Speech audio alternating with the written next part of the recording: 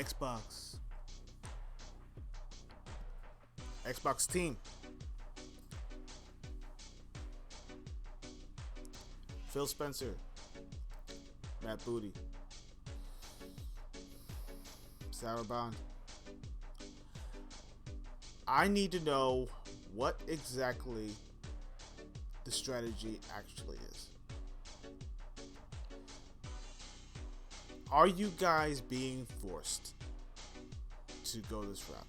Are you being forced to make the games, some certain games, go third party?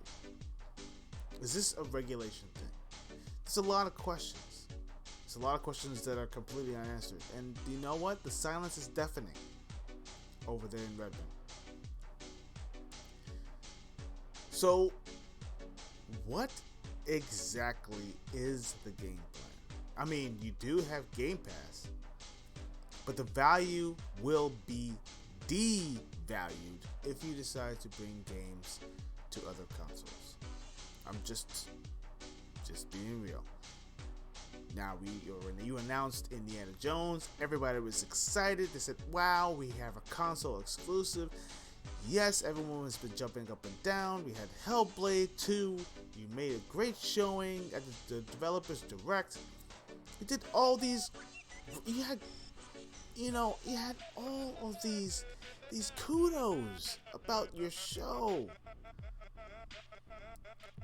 And then this rumor just decides to rear its ugly head, talking about certain games like Hi-Fi Rush and Sea of Thieves going third party, going to possibly the PlayStation 5, and certain games going to the Nintendo Switch.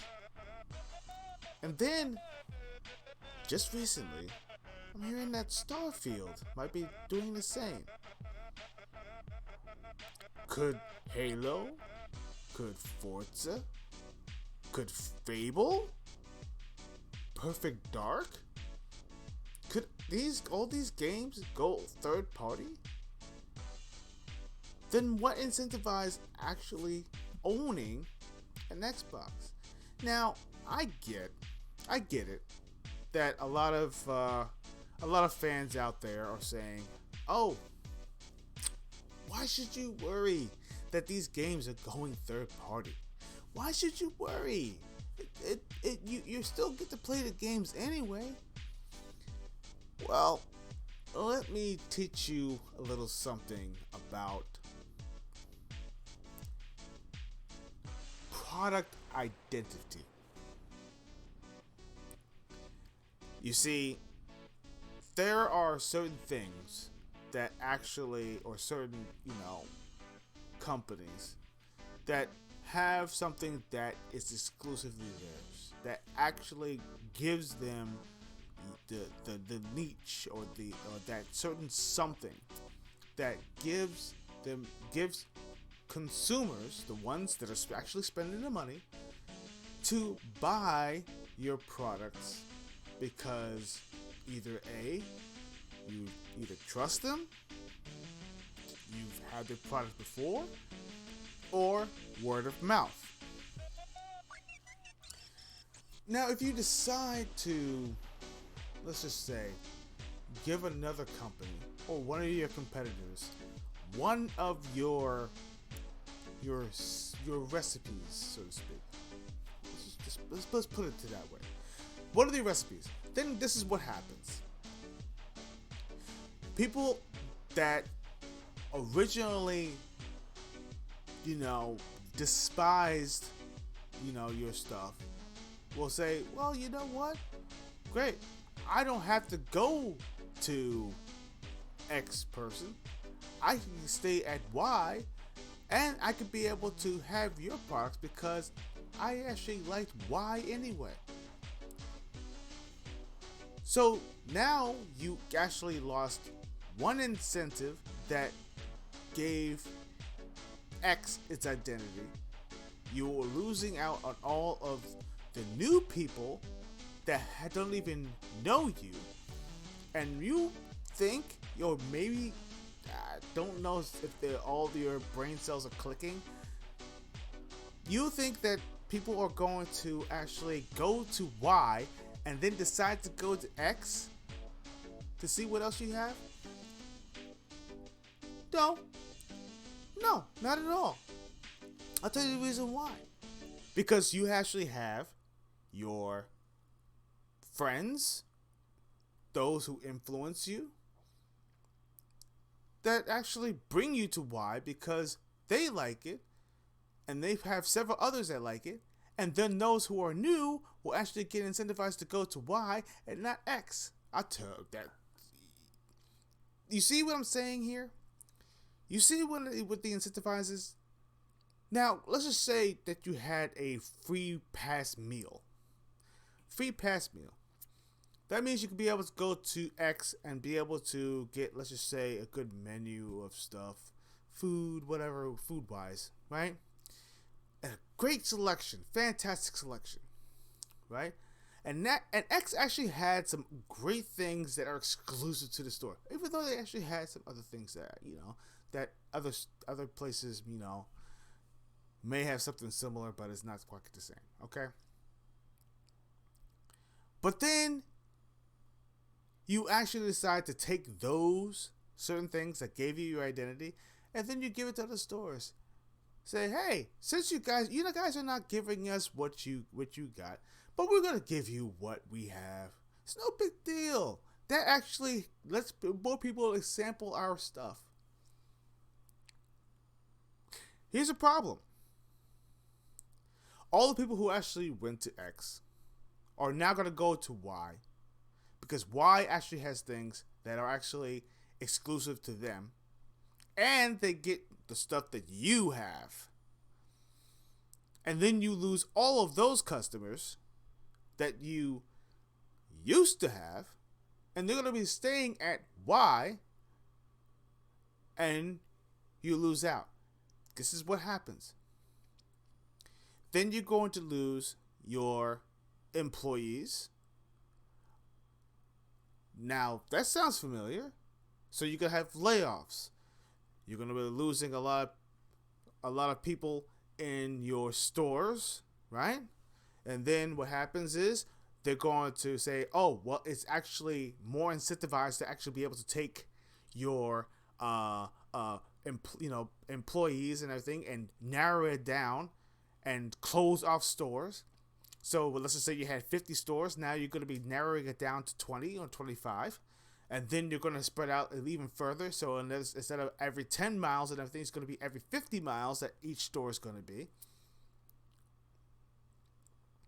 And then even worse is that now, your menu is going to be scarce because you're not getting enough revenue.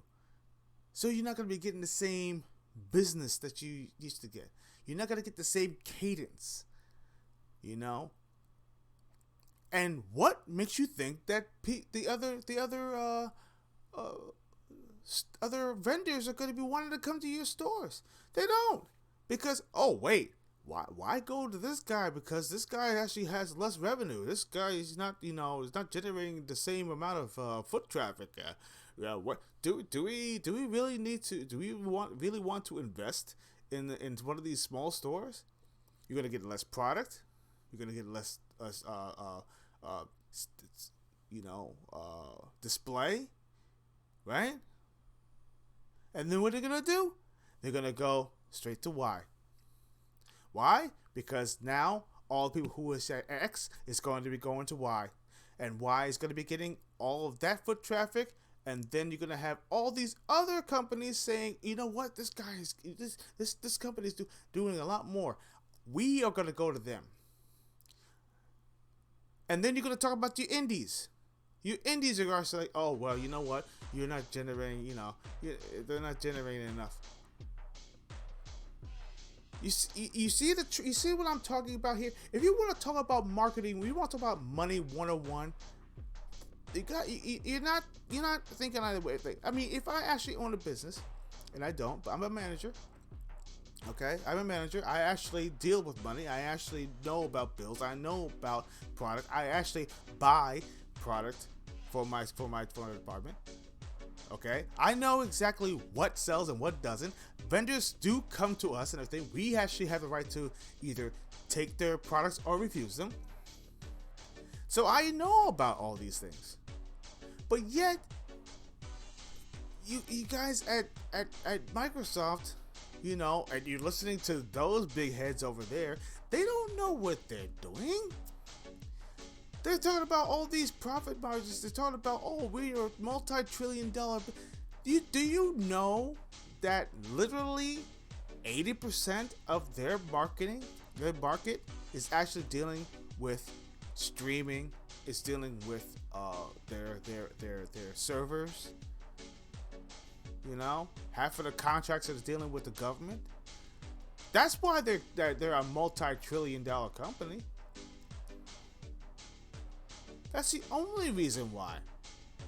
Gaming is a big sector, and it's actually getting bigger than Windows. Why? Because Windows hasn't really, it's getting better, but it's still, they still are they need to work on their interface still. There's still some things that integrated from Google, even Firefox, but they still don't have, the infrastructure is not well enough.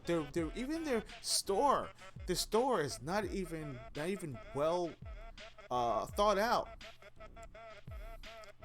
And this is why a lot of companies are not wanting to put their games and their apps in your store, because your UI is trash. I'm sorry to say this, but it's true. I do not mince words. I don't. And this is why your fan base and everything is ridiculous. It's actually looking with you and giving you the side eye. Even myself, I used to defend you a lot. Now I don't have any weapons to deal with. My weapons right now are, I have nothing to sharpen my blades. And this is a sad thing. And this is the reason why that a lot of gamers are starting to get really agitated right now. Now these rumors are just popping up, and you guys are sitting right there hiding between your legs. Now I'm hearing this infighting inside, Microsoft right now. The thing against the Xbox team versus the Microsoft team. You gotta think about the profit margins. You gotta think about the incentives. They're probably saying, but what about the fans? We're gonna lose all those. I can kind of hear it in my head. Well, you gotta understand that we're looking for a bigger fan base. We're looking for the billions of people, not just the hundreds of millions. All right, okay, I give you that. But here's the thing: if you lose those hundreds of millions and everything, you're losing a lot of mouths, or worth of mouths, so to speak, that can incentivize the new generation of gamers. Oh, the word of mouth is actually more powerful than any ad in the entire world. The same thing as movies, same thing as music, same thing as books and literature. It's the same thing. Influencers and everything are the ones that actually drive the market. They actually drive people to buy products. You have influencers all over. There are companies out there that actually claw towards the influencers out there to show off their products. It's the truth. If you're a big influencer and you have like hundreds of thousands of subscribers and followers and likes and what have you, you are guaranteed to get knocks on your door. Would you like to be able to show off our new product? I'll say 9 out of 10 will say yes. And they show off their product. And guess what? Pardon me. You got yourself people out there buying your products.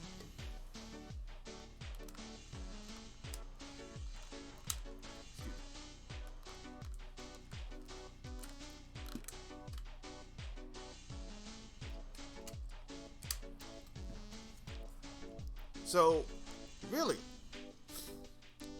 do you really want to endanger your brand by deciding to, let's just bring our games everywhere? No one will mind. False. Wrong. That doesn't make any sense at all. It's not logical. Indiana Jones and everything, you're afraid that you're not going to make the revenue because if you decide to keep it on your product, your console, that you're not going to generate enough revenue, and Disney will actually, and Lucasfilms will pull the licenses away from you. Or you're afraid to show off. They say, hey, well, Blade is exclusive. Oh, wait, no, we can't say that. If we do, then we're actually going to piss off those at Marvel and Disney, and then we won't be able to generate and we won't be able to bring our games to other consoles. Well, let's think about that for a second, shall we? Nintendo, a multi-billion-dollar company. Do you see them putting any Mario, Zelda, F-Zero, or let's pick a name. Pick hundreds of thousands of different IP that they actually own exclusively to their product. Do you see them actually putting it anywhere? Oh, but they're generating a lot of it. But they because they actually have their fan base. They have the. You know why they have their fan base? Because they stayed loyal to their fan base. Loyalty, family. Something that you guys actually forgot. We were actually a part of an Xbox family. We were considered family. No. I don't think so. I don't think so anymore. Family? Please. We are now numbers. Okay? In your dismal little decimal system that you actually have right there. In your tiny little calculators and everything, and that you keep on plugging away on your silly little desks and your little whiteboards, okay? And you decide to replace the green marker and everything with the black. Oh yeah. Oh yeah, I went there. See, this is what I don't understand about how you guys at the in your corporate meetings are actually thinking, because this is exactly the reason why that media, in a lot of things are actually going away, because you're sucking away, the fun and incentive to actually get these things. You're following trends, you're following dollar signs, and you're not following the people who actually enjoy your products. And this is the reason why that I feel that, this will be the detriment or the demise, not just of the console itself, not even that, the identity of Xbox, what Xbox represented,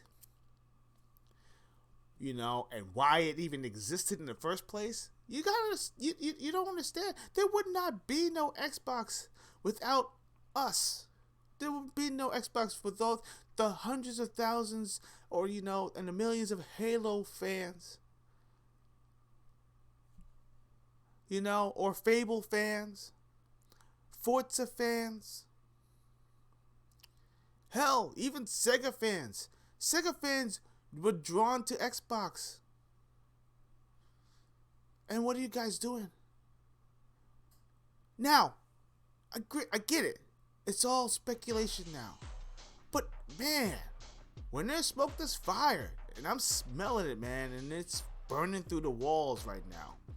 And your guys is just sitting there, sipping your tea or sipping your coffee. I'm pretty sure it's probably black. And just saying, oh, everything's fine. And you're going to put that poor girl, Sarah Bond, into the fire, stroke those flames, and actually put out an announcement, put it on her shoulders. The head of head of hardware. Oh boy, Head of hardware which who knows what and where it's going. You know, signed a late deal with AMD. Woo. Why wait till 0 hour to actually do something like that? You guys are cruising for a rude awakening, and you're thinking you're going to be getting all these profits. No. You don't understand. The influencers right now actually have full control now. Okay, they do. They have full control because you see your little marketing schemes. You know, the ones that you're trying to target, you're not targeting adults, okay? You're targeting kids, very intelligent kids who actually understand what they actually like and dislike. You're not targeting little babies and everything who don't know the difference between A and 1, okay? You have those out there that actually understand technology. Technology is everywhere now.